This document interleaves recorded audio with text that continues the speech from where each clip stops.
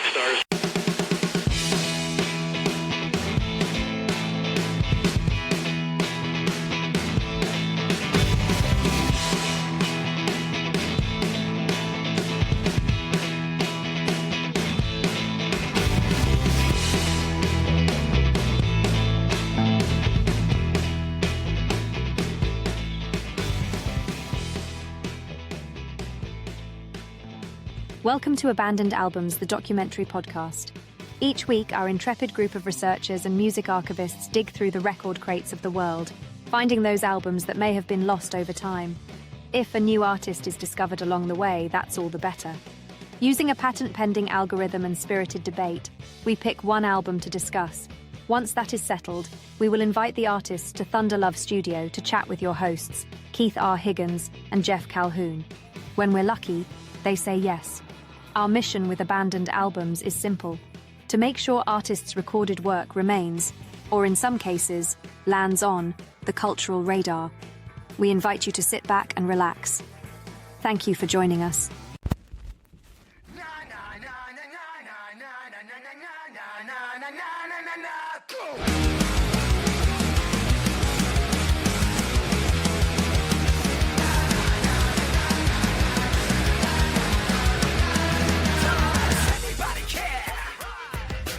Anybody there?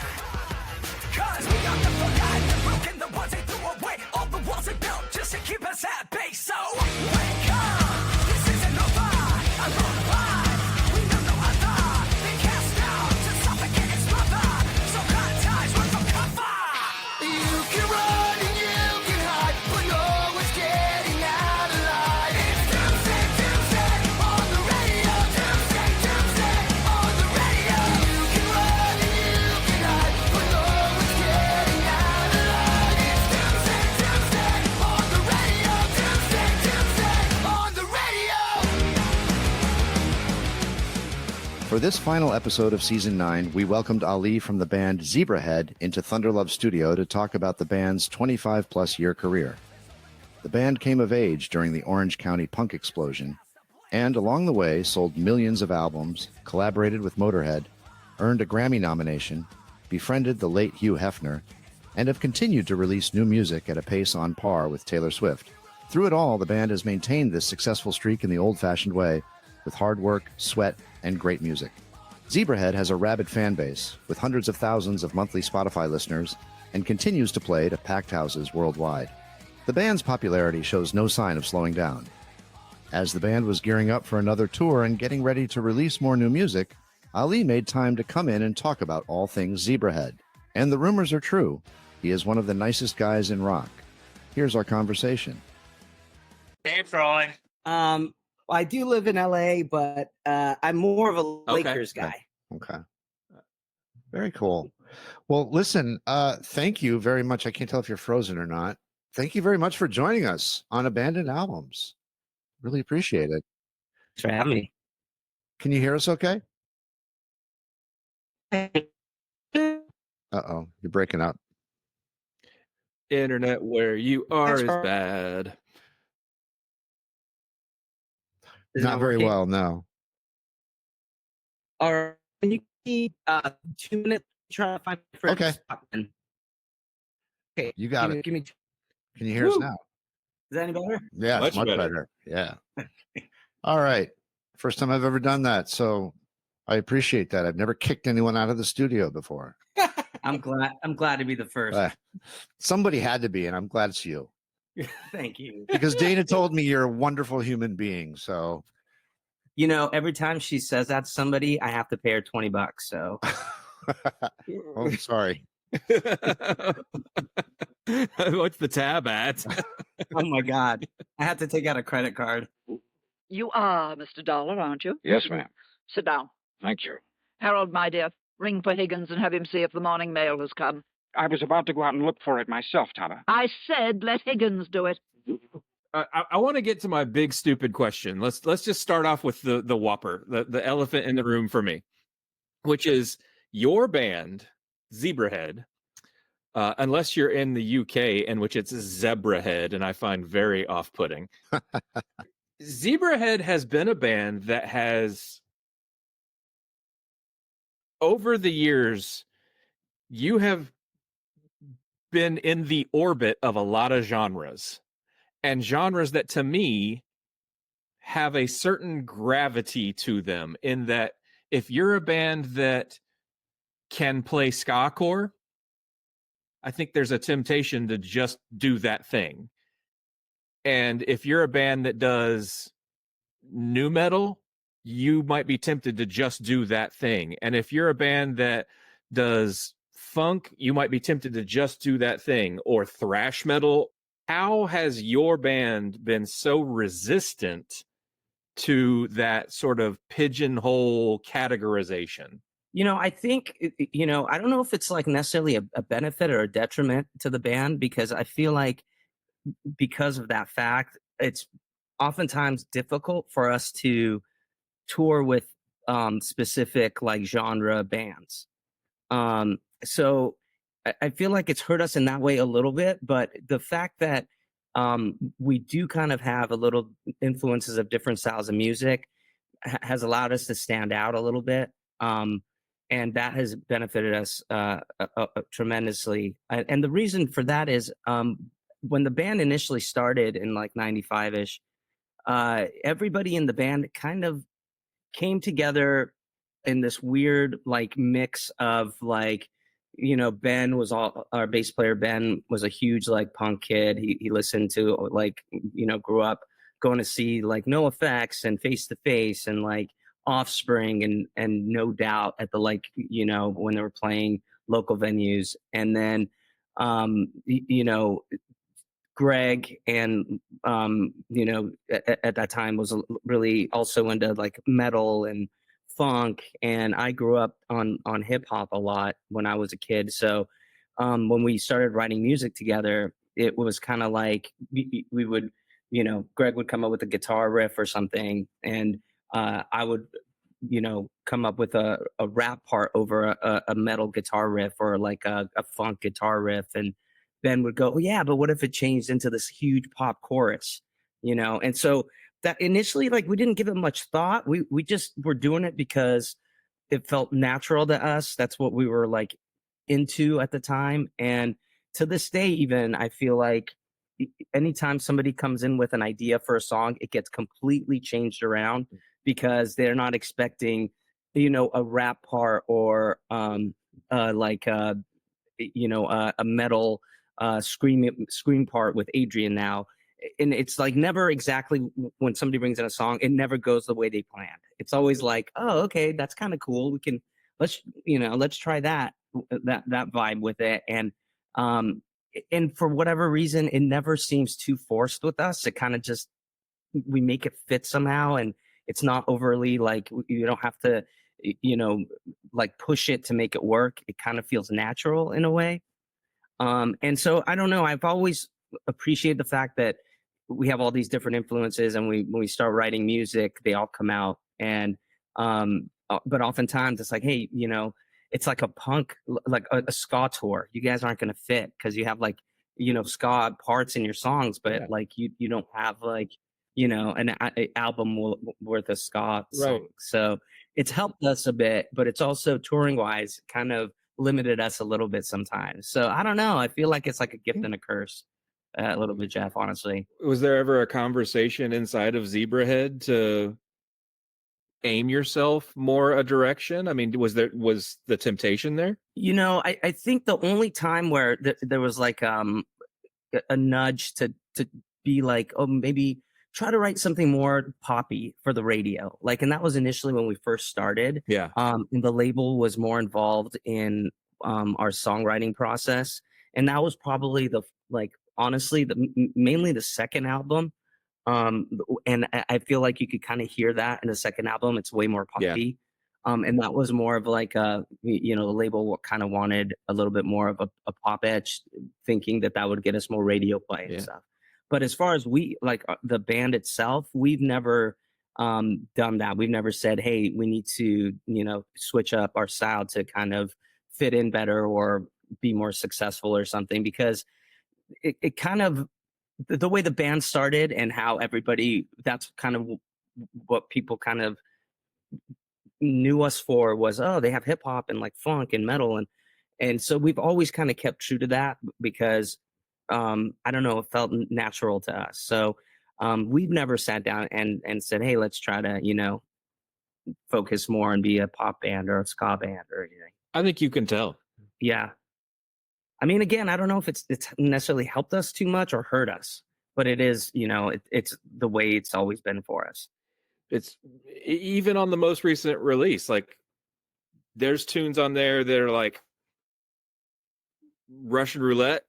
There's some heavy metal, like thrash metal licks in that tune. You're like, okay. Yeah. like I see you.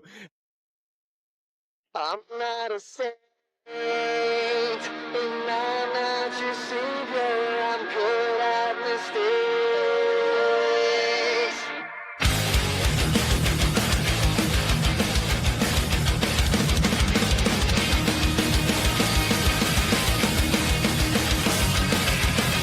A false god told you you're gonna die penniless worldwide. This it is, living for others, never me. Ain't motherfucking sense, 'cause you're not good enough. Spinning and spinning and spinning around your head. A hate breed, misled, cloud vision, all lies, not where we bled. Where we bled. I'm not a saint, and I'm not your savior. I'm good at mistakes, and bad with me.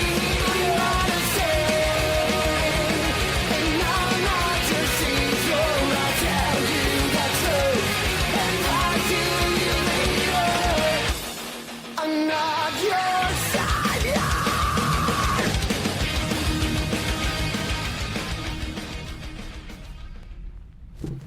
It's not like you can say, oh, well, that's the album that they tried to sound like Linkin Park, and that's the album that they sounded like 311, and that's that. Like your whole career, it's just been, this is Zebrahead.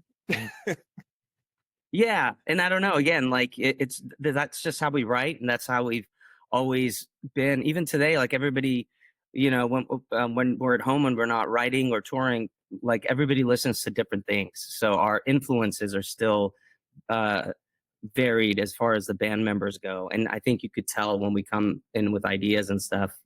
Oh, he's been listening to more hip hop, or he's been listening to metal more, and it kind of comes through when we're writing the songs. For sure. We had a discussion yesterday with Arinda Fink about honesty and truth and how it comes through in the music. And I think that's true with you guys as well. I mean, you're being true to who you are, and that resonates with people. Yeah, I hope so. I hope so. And I don't know how good we would be at like kind of forcing it to be something else. We've been doing it that way for so long. I don't know how good we would be at, switching up right now. I feel like every phony is eventually exposed. Yeah, I feel that way too. Yeah, I agree. I agree with that. You couldn't have a career as long as you've had if you were full of it. I mean, maybe there are examples. I mean, we are full of it, but is it?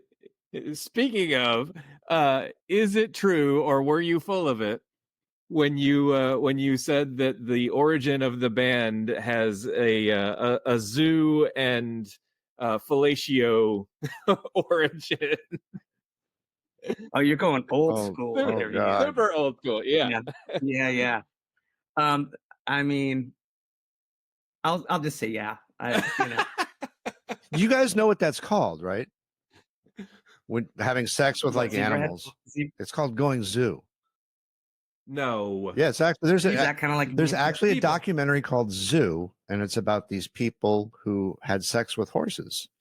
No, that's not a thing. Tell No. me that's not a thing. No, that's a real thing. Oh, Yeah. I did see something online years ago about some lady who tried to have sex with a horse and died. That's what this guy This it perforated his colon. so and he sorry I died. brought it up. Oh my God. yeah. And it all took place in Washington State. It was a thing. So Zebrahead, huh? Yeah. Just at your own risk, though, you know. You think a zebra's hung better or less than a horse? I don't know. Not. That's a good Google question. Yeah, for sure. Immediately after this interview, When you guys wrote Get Back, obviously you've got many years of hindsight. How prescient were you to invoke the name Donald Trump as a lyric in that song? bane of my existence. Yeah. This day, kids come up and go, "What the hell were you thinking?" And I'm like, dude, at that time, he was just like, not a power. He was just like a popular game show guy who was on Home Alone.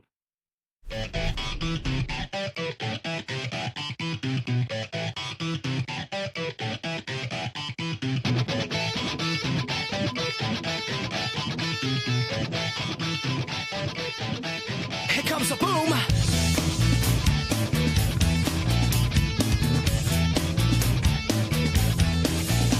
I got game like Kobe, act like you know me. If you rhyme better when I get you, best show me. 5-bar record, never come a second. Piss in my pocket, these my words and my weapon. Get a blast open, girlies are bumping. Gotta get the dough like the man Donald Trump. And set this in motion, jaws in the ocean. If you need a rhyme with a kid, I got the potion.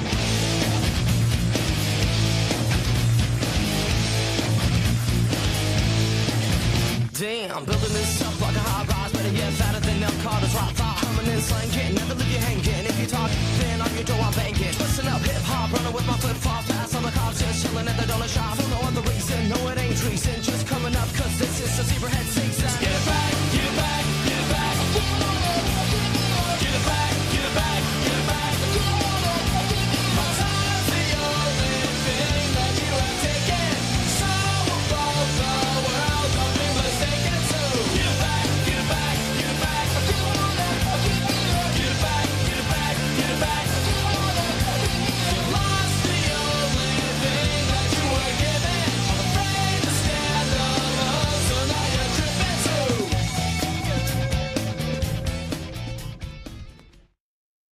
Who knew he would turn into this like monster? Yeah. And literally, I hate kids always ask me, and I'm like, my bad. Like, if I could go back and change that, I would. You're like, we're just sitting around playing his board game. We didn't know. Like, who knew?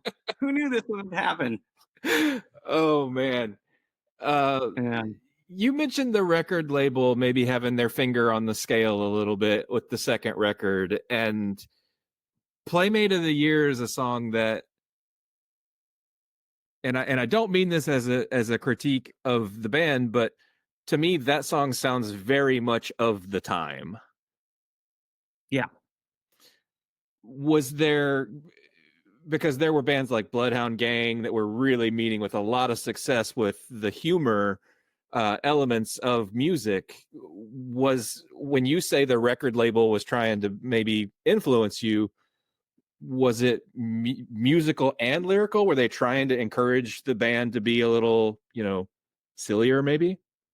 No, that was never the case. Really, they never said, "Oh, you guys need to be sillier," or like, because Blink at the time was also blown up, and they had that vibe big time. More, I think, than anything, they wanted us to write a song that they could like put out on the radio, and that would fit like that vibe of like, the Blinks, the Bloodhound Gangs kind of thing. They weren't very specific on how to go about doing that.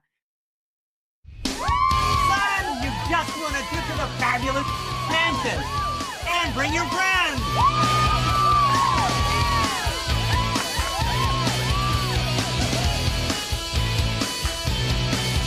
There's this girl, I don't know, comes by every year or so.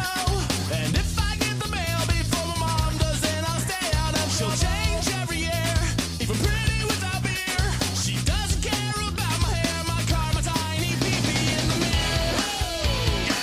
She's finally here. She comes one time a year. And she's finally here. My playmate of the year.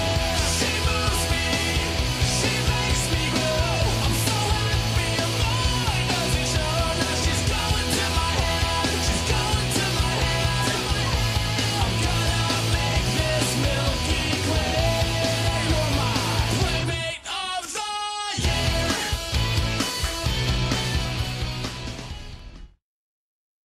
The one thing with the Playmate of the Year was we were working on the song, and then I think we threw out that lyric as we were recording, and the label goes, we have a hookup at Playboy, and they went and talked to Hugh Hefner or whatever, and the response from Playboy was, hell yeah, we're in, we'll give you the Playmates, let's do a video.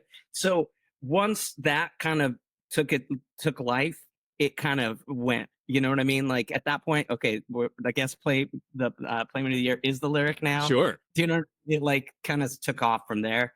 How could you not lean into it at that point? Like it was, and it was really a fun time for the band. Like that whole experience of getting to go to the mansion and meet Hugh Hefner and like meet the girls and then become friends with the girls and hang out for like 2 years with these girls and go do like rat stuff that was really fun.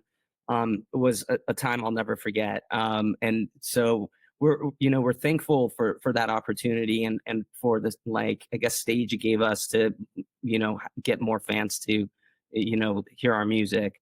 But it was definitely like a goofier, not as serious side of the band. And for that period of time, it was a good time. It was fun, It seems like a really healthy way to remember it. Yeah. Yeah, I mean, I guess when I look back on it, it wasn't only me. It was like a lot of my buddies started like hanging out with us. It was like a group, like fun time for not only the band, but like the tertiary friends that were around and, the managers and stuff, agents and stuff, we all had a really good time for at that little run of that album. So I have just that experience of being able to do all those things. I have a fondness for that because of that. My hope is that, Ali, that our conversation is something that can appeal to people that are maybe not familiar with the band, but also big fans of the band. Big fans of the band tend to define Zebrahead in, I don't know what you would call them, phases or arcs, or, you've got 3 eras. Describe for me what makes up era 1, era 2, and era 3. I think like the first era of the band was everything was so new and we were learning and we were just, for the most part, having fun and experiencing things for the first time. And then with the second era of the band, I think, we started realizing, oh, this could be a career, a long career for us. So let's kind of try to do whatever we can to allow that to happen for ourselves and be a little bit smarter about being more hands-on with everything, like learning stuff so that we could do it ourselves and we don't need to rely on necessarily management, which we have a great manager, like nothing negative against them or agents or anything, but we kind of want to learn and be a little bit more knowledgeable about our own career and be a little bit more hands-on. And then I would say with the third era, we have taken that to a whole other level where we are very hands-on. We do most things ourselves now, as far as we decide like, oh, we want to go more to Europe, because Europe and like England, Japan still have a huge pop punk like music scene there. Now in America, it's back a little bit. Blink's back, like the Machine Gun Kelly stuff where he did the rock stuff, like brought the pop punk stuff back here, but it never really went away in Europe and in Japan and England and stuff. So, we kind of started focusing more on those territories specifically because we could, Right. because they were interested in our style of music. And so I think like the trajectory of the three eras has been us kind of learning how to be more involved in all aspects of our career. I'm not sure if that's what you kind of were asking or, For sure. but in my perspective, that's, the thing that stands out. Well, it's a great answer. Thanks. Now I hear you $20. Great. Yeah. Tell me about the stars aligning for your group to get Adrian. I mean, it was crazy. The thing was how quickly and seamlessly it kind of happened, because once Maddie left, it was pandemic, and honestly, we didn't know what that was going to look like, and nobody did. If the music scene was going to come back, if people go to shows, how long that would take, or whatever. So there was a thing of like, hey, is this done? Like, not necessarily only for us, but like a lot of bands at the time were like, what are we going to do? How long are we going to be at home now? And what kind of happened with that was we were tired of sitting at home, not doing anything. So we were like, let's just start trying to work on music, and just for ourselves. And once we started doing that, Dan and I were hanging out at that time. Like, we'd go to Ben's house outside.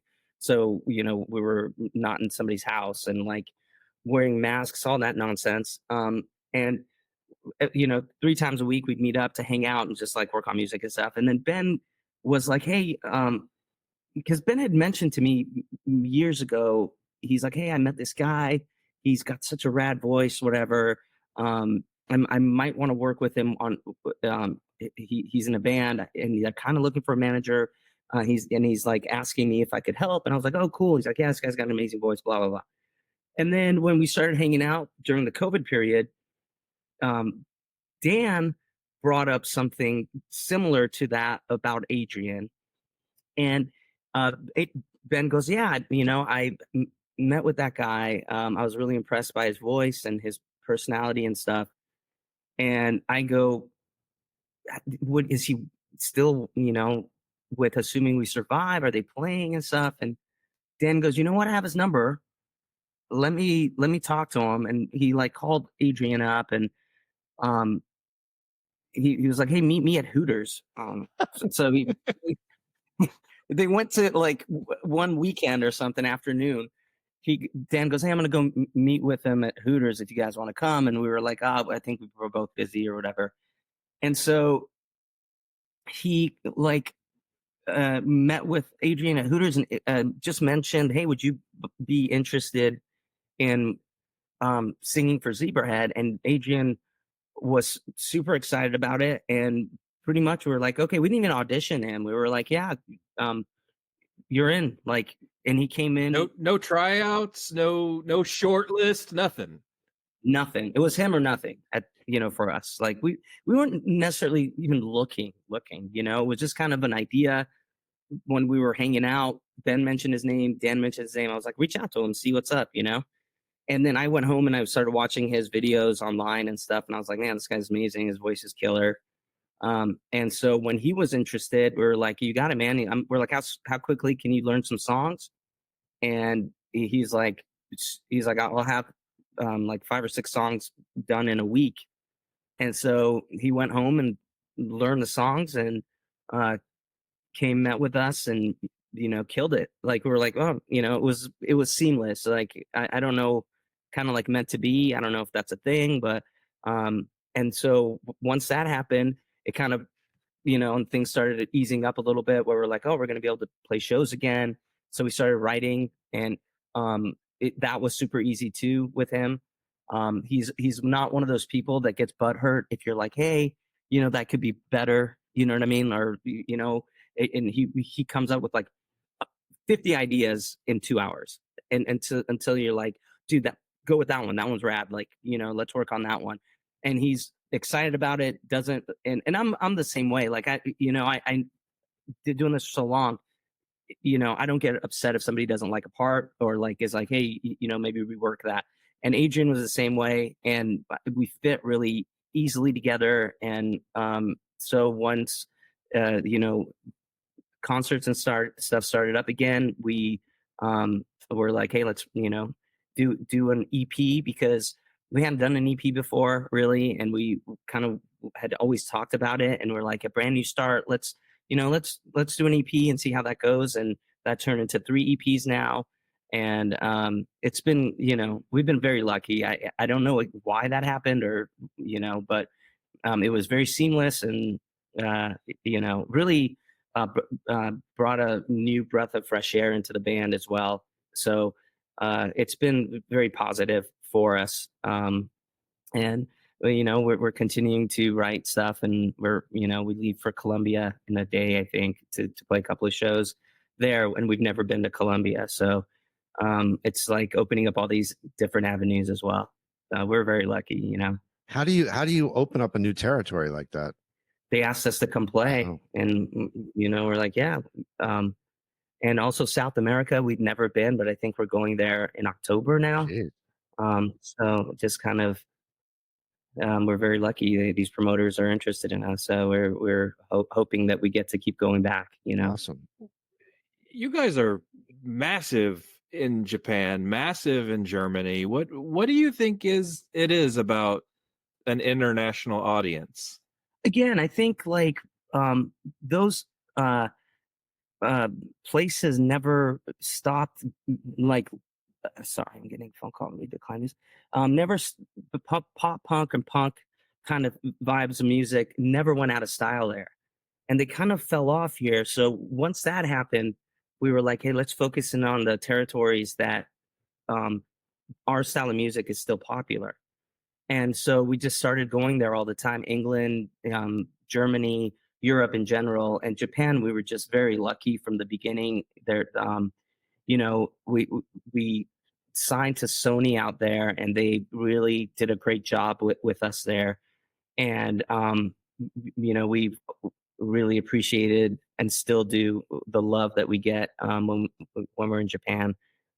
It's been, I have friends that I've honestly met there the first time we went, that I'm still really close to that. And it's been, almost 30 years now. So it's been a blessing for us to get that market. And we just worked on going to Europe and England over and over again, and just kind of builds up an audience there. It seems to me there's a more of an open mind outside of the United States when it comes to music. Because if you look at like the charts in the UK or something, it's not jammed with one specific genre. You could have like a vocalist by a metal band, anything in the top 10. And it's really kind of interesting.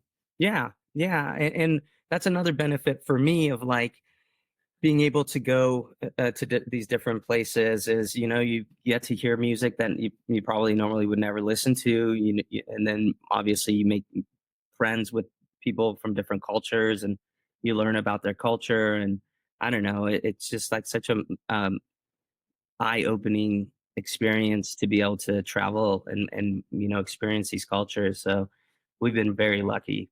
My niece didn't want to go to college. I'm like, well, if you're not going to go to college, travel. I don't mean travel around the States. I mean travel around the world.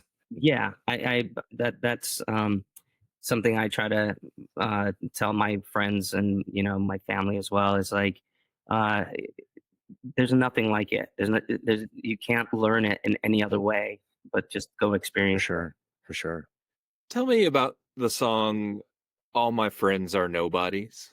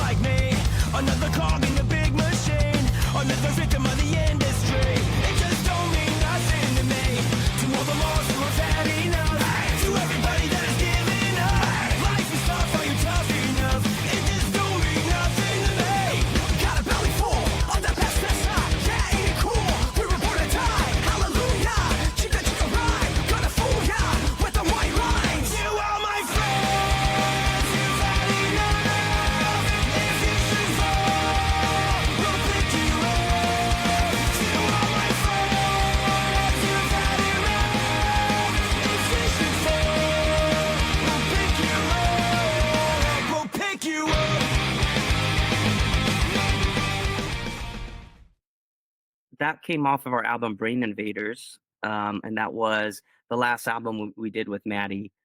And that was kind of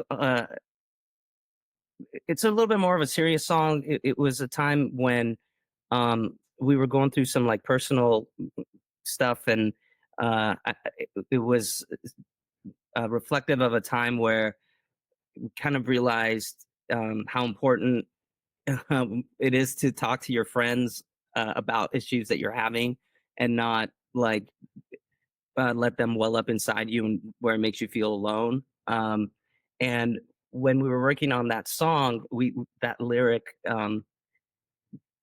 "All My Friends Are Nobodies," the title was important because oftentimes I feel like when I'm going through something, you feel like nobody can relate to it, and it's very personal to you, and like it kind of makes you feel lonely, or like you're as far as the way you feel, you're like a nobody because nobody else can relate to that. And um, it's kind of I feel like younger kids nowadays, it's more accepted to say, "Hey, I'm depressed," like I need help or whatever. It definitely was not the case when like my generation was growing up. You know, like I feel like a lot of personally I did, and like a lot of my friends kept things in and try to deal with it yourself.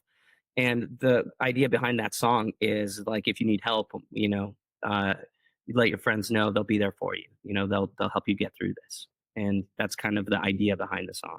It seems to have really resonated with a lot of people.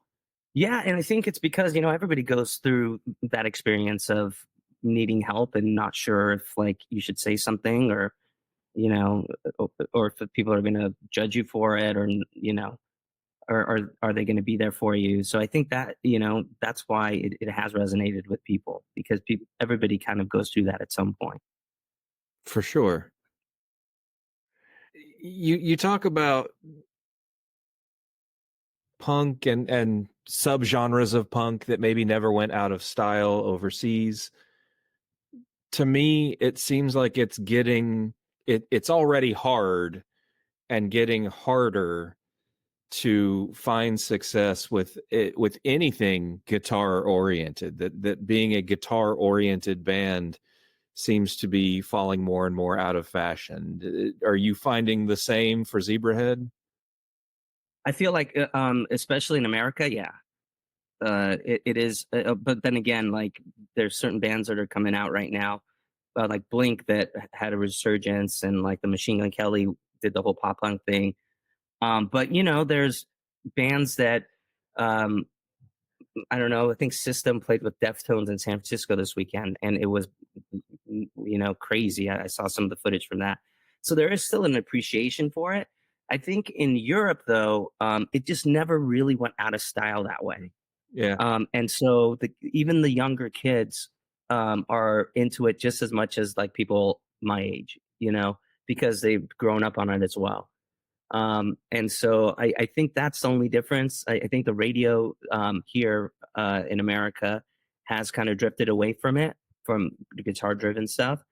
There are certain bands, of course, that, you know, still are there, but for the most part, you know, on average, I feel like in America it's less guitar driven, but I think in Europe, in England and stuff, it's still pretty popular, and it never really went out of style. I was telling Keith before you came on, Ali, that your publicist had shared with us a couple of tracks, and I thought, oh goody, I get the sneak preview, and to my chagrin, I was already hip to both of them. I'd already heard both songs. Oh, what did she give you? Mixed drinks about Yep. feelings and pulling Yep, teeth. those two. Yeah. Okay, we have a song called Doomsday on the radio that comes out in about a Right. week. That I'm really excited about. It's a little bit different. I'm saying, What I told Keith is, you know, sometimes when we talk to guests and we want to do sort of a career retro and talk about all of their albums and not just one, we tend to say very shiny, nice things about the newest stuff because that's the closest in proximity to their emotions and where they're at today. Sure. And it's not always an artist's current stuff is not always their best stuff. I think with Zebrahead, and I bring up how lucky you are to find Adrian, because those last two singles, Pulling Teeth and Mixed drinks about feeling.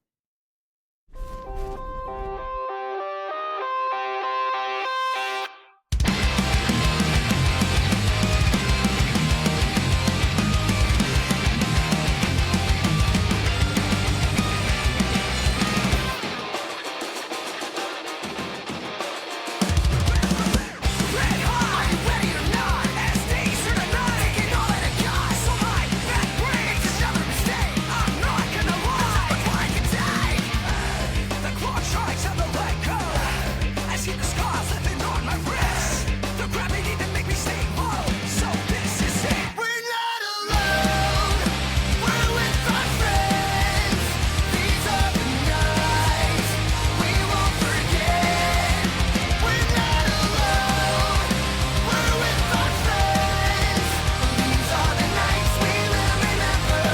We're friends we can't forget. Friends we can't forget.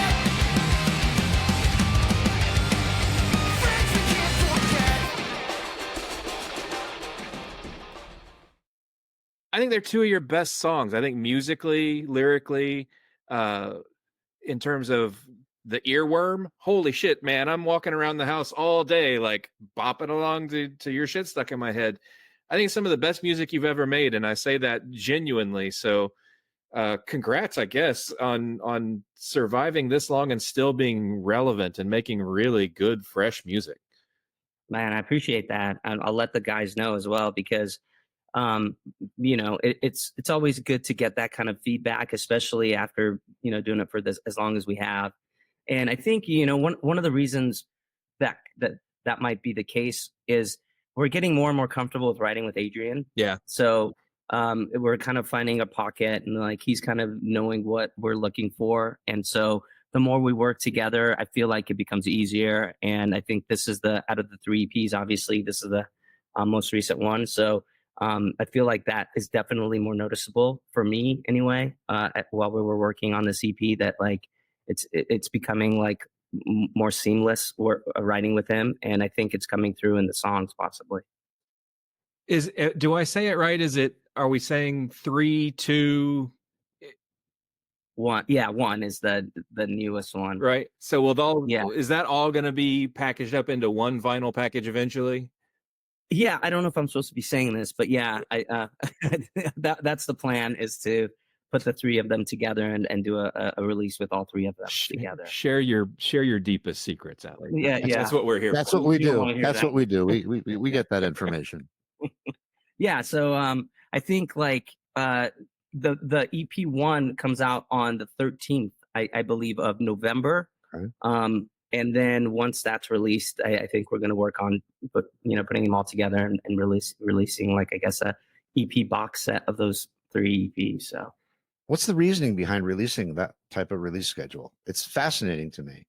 because we noticed just the industry's Yep. changed, right? Like everything's Spotify or streaming, Apple Music, so we try to take advantage of like a release schedule that would allow fans to kind of keep up to date with what we're working on, and to kind of be like, oh, hey, they're releasing every like 6 weeks or whatever. So they kind of realize that. And so they know in the back of their head, they should check back in 6 weeks, and there'll be a new song from us. So we're just, and again, this is the first time we've ever done EPs before with these 3. So as the music industry is kind of changing, and the way people can consume music, we're trying to kind of levy that with our releases so that it seems a little bit more accessible for everybody. It's awesome. It's awesome. Thank you. I would be remiss if I did not ask you about this. I have a young man in my life who is a little bit obsessed with Sonic the Hedgehog. Yeah. How do you find yourself singing the Sonic the Hedgehog theme? Okay, so that was a Sony Japan introduction to the people at Sonic, and we're so grateful for that, because honestly, between like Sonic the Hedgehog and the Tony Hawk Skater video game, and the WWE stuff that we've done, we have so many fans that would never listen to our band that were like, hey, I know you guys from this video game or from Sonic, or from Legs Like That, the song we did for WWE. So it's just a different way to be able to get your music out there. And that specific one was through our Sony Japan label. They hooked us up with the Sonic people who were generous enough to allow us to do that. That's pretty cool, man. It is, man. I'm not a huge like gamer or anything, so just not understanding the amount of people that play these games, and Oh yeah, ability to get in front of them with your song it has been mind blowing for me. It's such a cool thing. it's super cool, super cool. Yeah. Where are you guys based in? Are you in California? No, I'm in or New Haven, Connecticut. Connecticut. Okay. Yeah, and I'm in Birmingham, Alabama. Believe it or not. Oh, okay. Cool. You guys ever I was just wondering. you ever played Alabama? Oh yeah, we back in the day. I mean, it's been a minute. We don't do the U.S. as much as I'd like, but back in the day, I think we played I think the only place we haven't played is Hawaii and Alaska. I think we played everywhere else. A So little surprise Hawaii hasn't had you out for a party. I know, man. Do you know anybody there? Can you I'll look that up for? I'll put I'm it. trying. I'll put a call in. Appreciate it. Yeah. Let me ask you, we touched on this a little bit, but how do you balance all the diverse influences in your music while still maintaining a cohesive sound to the band? Honestly, we don't. It's not like we focus on that. It just kind of it's a natural thing that happens when we're working on songs. And I think because the fact that we do have like like melody and then like a hip hop or rap like part of it, I think that itself kind of makes it, oh, that might be a Zebrahead song because it has that, because we've always had that. But other than that, like we don't really sit down and go, hey, that's not Zebrahead enough, or like, hey, we have to do this to make it sound like us more. It's not a conscious thing. Fair enough. It's interesting to me, at the top of the hour, you mentioned that maybe it's hard to get on certain bills, but to me, I think, gosh, it would be so easy to put you on a bill and say, oh, this is a good band to pair with Linkin Park or Mighty Mighty Boss Tones or Goldfinger or Sum 41 or Blink, or it's the spectrum of bands that you could pair well with, to me, is huge. What's a dream pairing for you? You get to book the tour. You're going to go out with any band of your choosing. Who's it going to be? We've been lucky enough. Literally, every band you've mentioned right now, we're lucky enough to play with at some point. A band that a couple of bands that I'm huge fans of that we never got to play with, that I would have loved to play with, would be like Rage Against the Machine would be one of them for sure. We were lucky enough to play with the Beastie Boys in Japan once back in the day. So that one, they're like such a huge influence for me. Yeah. That's like, what was a dream come true. But like System of a Down, I would love to play a show with System. I'm such a fan of theirs. So I guess I would say maybe like Rage Against the Machine and System. Those two would be dream come true for me. How do you handle touring and keeping that energy up? Because we're not getting any younger. Speak for yourself. Unless you've got a recipe that I'm not aware of.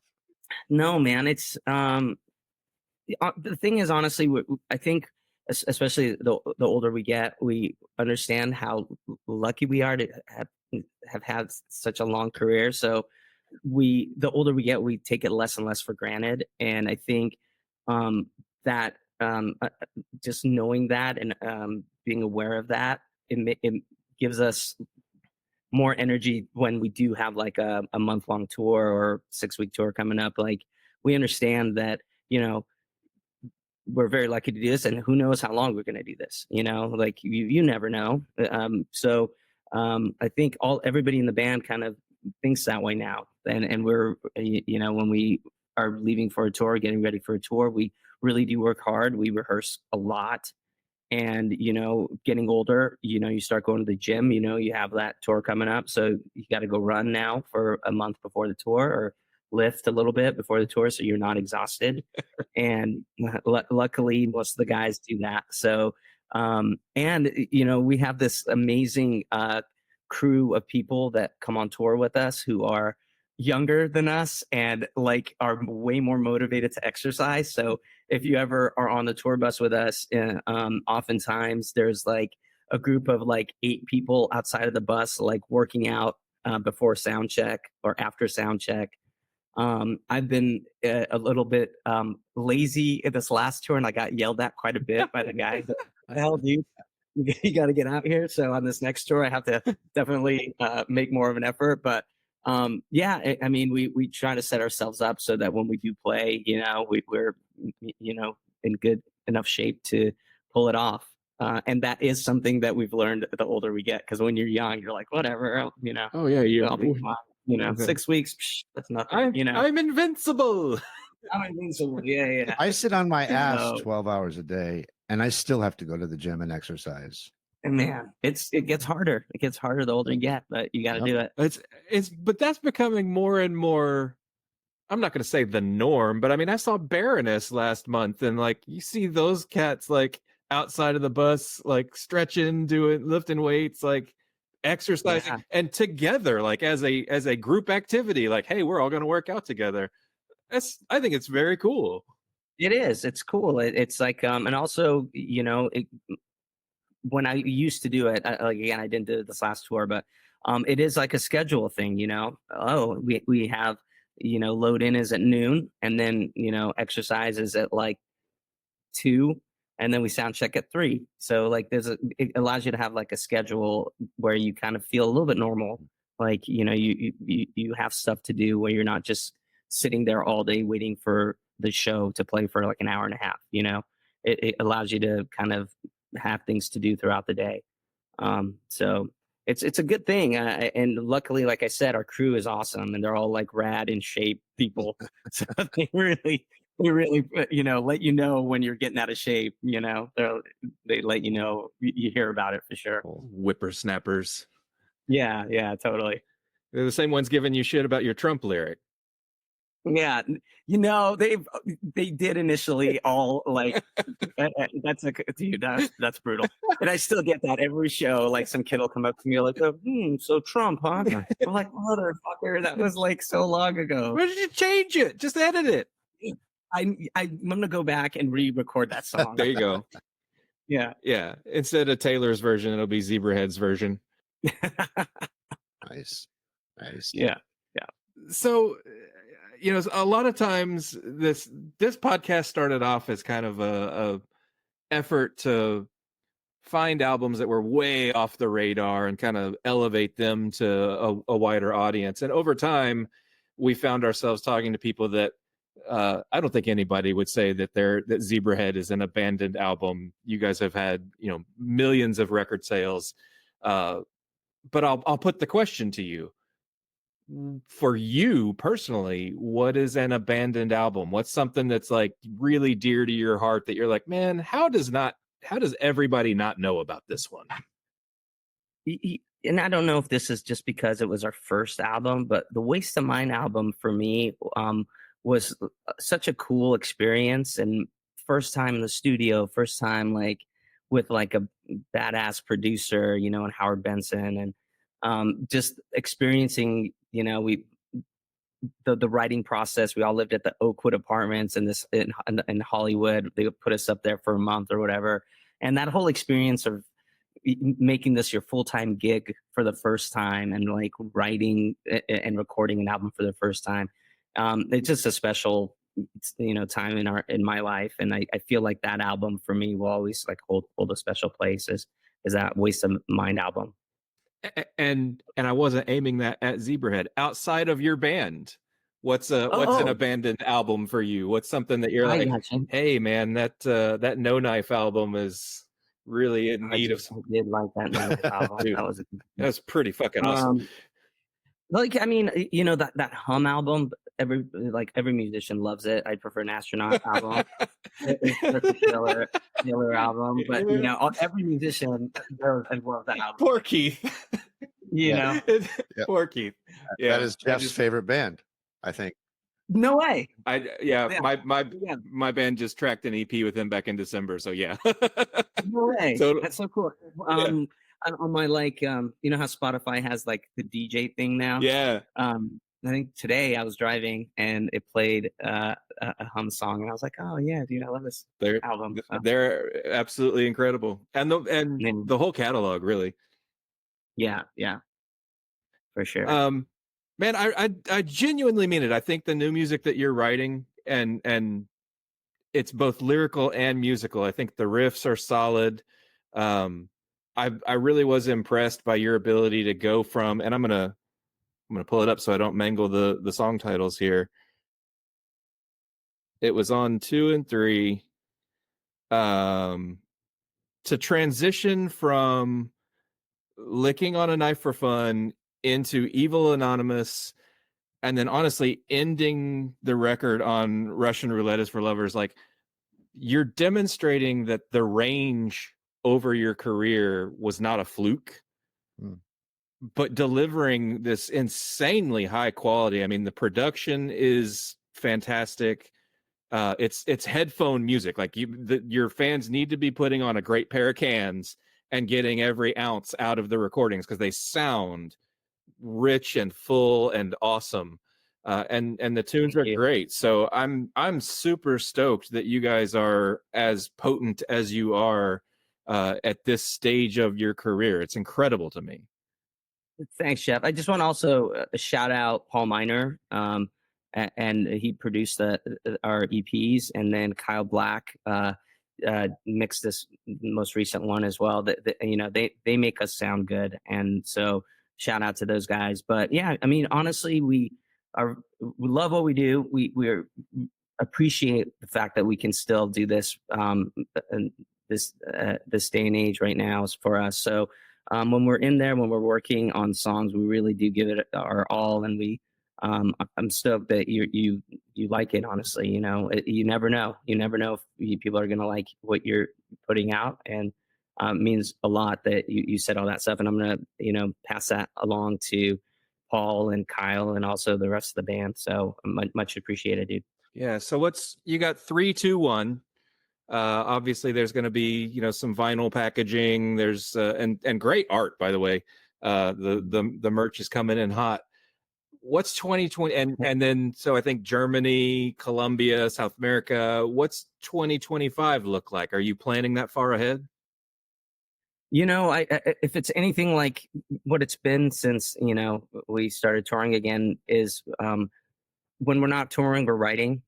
So, we're going to, start writing again once this round of tours ends, and then we're looking to go back to obviously Europe, and in November, December we're going back there, and then I think we're looking into Australia and Japan. We're hoping to go back to Japan next summer, so a lot of touring, and then when we're home we just work on new songs and stuff. No touring in the States. If it's anything in the States, it's usually like 1 or 2 shows, and they're like fly out shows for the weekend or something. We're always open to it. It just, because we haven't done it in a long time, we don't get a lot of opportunities. It's not that we don't want to do it. It's just like the opportunities we get sometimes just don't make sense as far as logistically. And then, but we're open. Like we would love to do more US stuff. It just doesn't come our way, honestly. It's fair. It's a bummer, but it's fair. Yeah, for us too. I mean, we would love to be able to tour America more. So one day. One day. I hope so. Yeah. Hey man, really nice to meet you. Super nice. You as well. Thank you for coming on the show. Enjoyed talking about the band. Enjoyed hearing about what's next. I wish you all the success. Appreciate it. Thank you for taking time to do this. I know you guys are busy, and I'll thank Dana as well. Yes, please do, and good luck. Safe travels. Appreciate it. Yeah, Columbia. Hopefully, right. I've heard some rad stories, so I'll let you know. I will hit you up on Instagram if you ever come through Alabama. We will share a beer, I hope. Yeah, that would be great. All right, Thank cool. you, man. Thanks so much, Ali. Thank you so much, Ali. Take care. Guys. Take care, guys. Bye-bye. All right, later. Many thanks to Ali for stopping by to share the new music and talk about the Zebrahead history. Special thanks to Dana Gordon. This episode of Abandoned Albums was written and produced by Keith R. Higgins and Jeff Calhoun. The show was recorded at Thunderlove Studio, where it was engineered by Daphne Morris, with help from Penetration. Abandoned Albums was edited by Vic Titball, with help from Clem Fandango. At the beginning of this podcast, you were treated to a diverse selection of music, including the soulful sounds of Forever by Little Steven and the Disciples of Soul, the indie vibes of Velvet Roof by Buffalo Tom, and the raw energy of Nevermind by The Replacements. Our theme song is Kiss the Earth by The Renegades. You can stream all of these artists wherever you stream your favorite music. The songs you heard during this podcast were Doomsday on the Radio, Russian Roulette is for Lovers, Get Back, Playmate of the Year, All My Friends Are Nobodies, and I Have Mixed Drinks About Feelings. You can stream Zebrahead wherever you stream your favorite music. Be sure to check out our show notes for links to everything. Please remember to support independent music. Original music by Mike Pellegrino. If you like what you've heard, please remember to subscribe and leave us a rating. It helps other people find the podcast. Thanks for listening. Grazie. Bailey Leaf, Rob Janicki, Mike Pellegrino, Therina Vella, Eric Beatner, S.W. Loudon, Ronnie Barnett, Michael Janicki, Peyton Janicki. This show's executive producer is Lulu McGillicuddy and is in the loving memory of Abandoned Albums receives funding from Damon Pharmaceuticals, the makers of Ben Affleck. Ben Affleck is the only chewable tablet made to combat stomach unease associated with mediocrity. Taken daily, Ben Affleck can help combat explosive gastrointestinal shame. You can find a multitude of flavors in the incontinence section of your local pharmacy. Ben Affleck, save yourself the embarrassment. Side effects include dry mouth, headache, anal leakage, muscle soreness, bad decisions, gender confusion, constipation, evil spirit possession, and banality. Use only as directed. And